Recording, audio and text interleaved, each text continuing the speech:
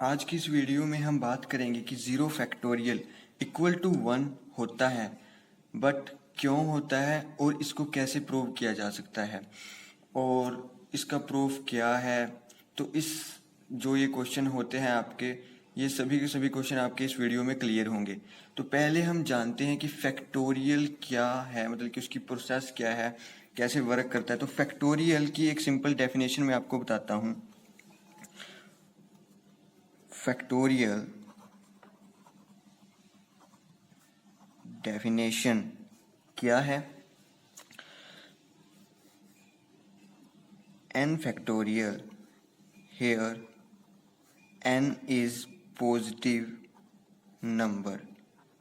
तो यहाँ पर जो n मैंने लिखा है वो एक पॉजिटिव नंबर हो सकता है, लाइक 1 2 3 एटसेट्रा। ठीक है, तो ये इस प्रोसेस पे वर्क करता है फैक्टोरियल n। पहले n एज इट इज, जो भी आपका फैक्टोरियल होगा, वो जिसका भी आप फैक्टोरियल निकाल रहे हो, तब उसका एज इट इज पहले आपको n लिखना पड़ेगा, फिर उसके बाद n-1, फिर n-2। ऐसे ये प्रोसेस चलती रहेगी जब तक आपके पास एंड में 1 नहीं आ जाता। तो ये प्रोसेस लास्ट तक एंड कहाँ पर होती है? 1 पर एंड होती है। तो ये प्रोसेस जो ये फैक्टोरियल हम निकालते हैं, तो ये इस प्रोसेस पर वर्क करती है। तो हम एक एग्जांपल लेते हैं, जैसे मैंने 3 का फैक्टोरियल निकालना है, तो हम इस प्रोसेस में डालते हैं उसको 3 फैक्टोरियल। तो n की प्लेस पर मैंने 3 लिख दिया, तो यहाँ पर आएगा 3-1, 3-2। तो ये प्रोसेस यहीं पर एंड हो जाएगी, क्योंकि यहाँ पर लास्ट में 1 आ जाएगा। जैसे 3 में से 1 गया, बचेगा 2, और 3 में से 2 गया, बचेगा 1। तो यहाँ पर ये एंड हो जाएगा। तो ये आपको क्लियर हो गया होगा थोड़ा सा कि हाँ, फैक्टोरियल का जो प्रोसेस वर्क है वो कैसे चलती है। ठीक है, इसके बाद हम बात करते हैं कि ज़ीरो फैक्टोरियल इक्वल टू 1 कैसे और क्यों होता है और कैसे इसको प्रूव किया जा सकता है। तो इसके लिए मैं आपको बताता हूँ, पहले प्रैक्टिकली देख लेते हैं। जैसे 3 फैक्टोरियल इक्वल टू होता है 3 to 1, ऐसे ही 2 फैक्टोरियल किसके इक्वल होगा?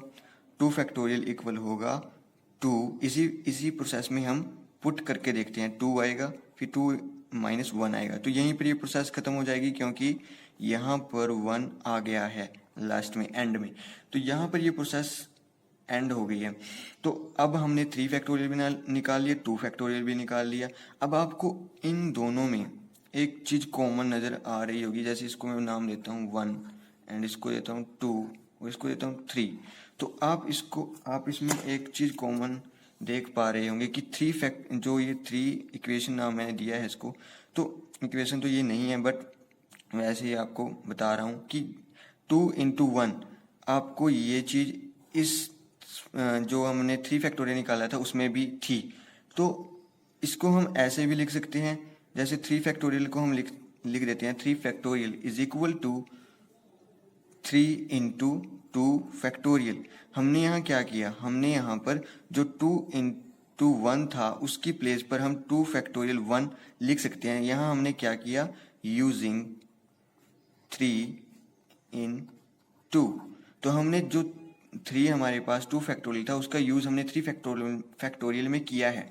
तो ऐसे हम इसको लिख सकते हैं फैक्टोरियल को। और ऐसे ही जो मेन डिफाइन करता है फैक्टोरियल को, जो डेफिनेशन होती है, उसको भी हम ऐसे लिख सकते हैं, जैसे n factorial is equal to n-1 factorial. ऐसे हम इसको लिख सकते हैं। वैसे मैंने इसको प्रैक्टिकली भी आपको बताया, और जैसे ये डेफिनेशन है उसके अनुसार भी हम इसको ऐसे लिख सकते हैं। तो इसके बाद यदि आप इसको थोड़ा सा अरेंज करें, तो आपके पास ऐसा कुछ आएगा, n factorial is equal to n। जब ये n लेफ्ट हैंड साइड में जाएगा, तब ये डिवाइड में आ जाएगा n फैक्टोरियल के, और यहाँ पर बचेगा n-1 फैक्टोरियल। तो अब इसमें वैल्यू पुट करके देखते हैं हम। पहले हम पुट करते हैं 3, put n is equal to 3।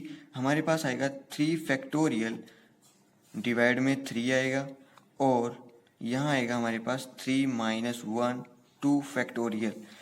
तो हमारे पास देखते हैं कि फैक्टोरियल निकलता है। तो 3 फैक्टोरियल को हम लिख सकते हैं 3 into 2 फैक्टोरियल, एंड यहाँ पर हम 3 लिख सकते हैं, इक्वल टू 3 में से 1 गया, 2 फैक्टोरियल।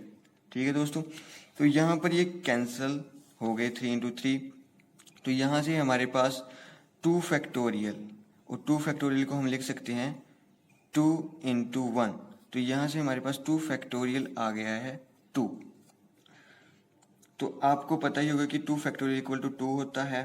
तो ये इससे ये प्रूव होता है कि ये जो मैंने अरेंजमेंट जो हमने फॉर्मूले से की है वो ट्रू है। ये आंसर हमें ये बताता है, शो करता है कि ये जो अरेंजमेंट हमने बनाई है ये ट्रू है। आपने क्वेश्चन किए होंगे, आप आंसर निकालते हो, उस आंसर को आप क्वेश्चन में पुट करके देखते हो, जब आपके पास बोथ साइड में आपके पास सेम वैल्यू आती है तो वो आंसर आपका ट्रू होता है, आप उसे चेक कर सकते हो। ऐसे ही हमने इसको जो हमारे पास प्रोसेस चलती है फैक्टोरियल की उसको हमने चेक किया है। तो अब हम इस प्रोसेस में n is equal to 0 put करके 1 पुट करके देखते हैं, क्योंकि ये पॉजिटिव नंबर पे प्रोसेस चलती है और 0 इसमें अप्लाई नहीं होता, इसलिए ये इस पर वर्क नहीं करेगी। तो ये 1 2 3 इस पर वर्क करती है फैक्टोरियल की जो प्रोसेस होती है। तो इसमें हम 1 पुट करके देखते हैं, तो हमारे पास क्या आएगा, हमारे पास आएगा n फैक्टोरियल। n फैक्टोरियल की प्लेस पे हमने 1 पुट किया तो 1 फैक्टोरियल 1 इज इक्वल टू, यहाँ आएगा हमारे पास 1 माइनस 1 n फैक्टोरियल। तो यहाँ पर हमारे पास इसको हम यहाँ पर लिख देते हैं। ठीक है दोस्तों, तो यहाँ पर इसको देखते हैं कैसे सॉल्व करते हैं। तो हमारे पास आया 1 factorial is equal to 1 and 1 minus 0, मतलब कि 1 माइनस 1 फैक्टोरियल। तो इसको हम सॉल्व करेंगे, हमारे पास आएगा 1 फैक्टोरियल को, इसको हम ऐसे भी लिख सकते हैं 1 minus 1 factorial is equal to 1 factorial divide में 1। तो अब हम 1 में से 1 गया 0 फैक्टोरियल बचेगा, और यहाँ से 1 फैक्टोरियल इंटू 1 है तो 1 का फैक्टोरियल होता है 1 हमारे पास। तो यहाँ से हमने इसका 0 फैक्टोरियल को निकाला है, तो 0 फैक्टोरियल इज इक्वल टू होता है 1। इसको हम ऐसे प्रूव इसको किया गया है कि 0 फैक्टोरियल इक्वल टू 1 होता है, और ये हमने ऐसे ही थ्योरेटिकल नहीं किया है, जो हमारे पास फैक्टोरियल की प्रोसेस चलती है उससे हमने फॉर्मूला बनाया है जो कि ट्रू काम कर रहा है। हमने उसका एग्जाम्पल लेकर देखा कि हाँ वो ट्रू काम कर रहा है। उसके बाद हमने इसमें 1 पुट किया, 1 तो हमारे पास 0 फैक्टोरियल इक्वल टू 1 यहाँ से आया है। तो यहाँ से हमारे पास ये प्रूव होता है कि 0 फैक्टोरियल इक्वल टू 1 होता है, और इसका रीज़न भी आपको पता चल गया होगा कि कैसे होता है। तो इसका रीज़न एक और रीज़न है, वो भी मैं आपको बताऊंगा। मैंने एग्जाम्पल के तौर पर ये फैक्टोरियल लिए हैं 1 2 3 एंड 4।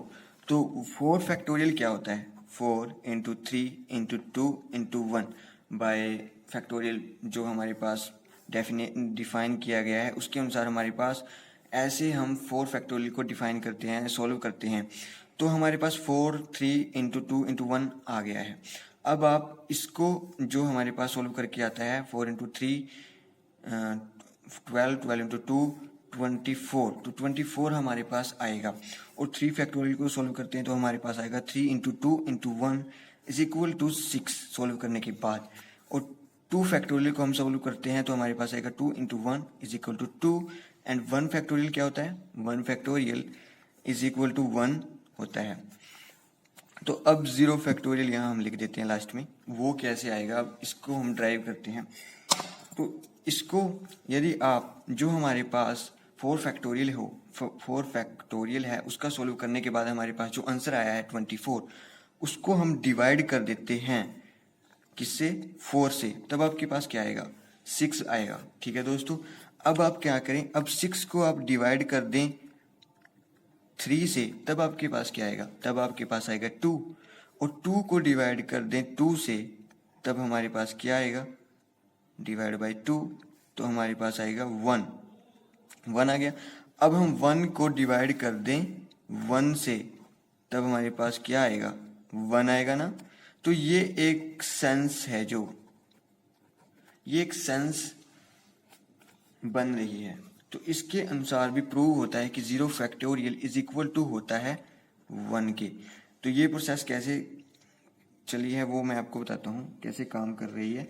तो ये प्रोसेस ऐसे चल रही है, जैसे 24 है, उसको हमने डिवाइड किया 4 से, तब हमारे पास आया 6, और जो हमारे पास 6 आया उसको हमने डिवाइड किया जो उसका फैक्टोरियल है 3 से, तब हमारे पास है 2, और फिर उसको हमने डिवाइड किया जो हमारे पास फैक्टोरियल उस प्लेस पे है 2 से, तब हमारे पास आया 1, एंड 1 को हमने जो हमारे पास फैक्टोरियल है उससे डिवाइड किया, तब हमारे पास आया 1। तो 1 को 1 से डिवाइड करेंगे तो हमारे पास 1 ही आएगा।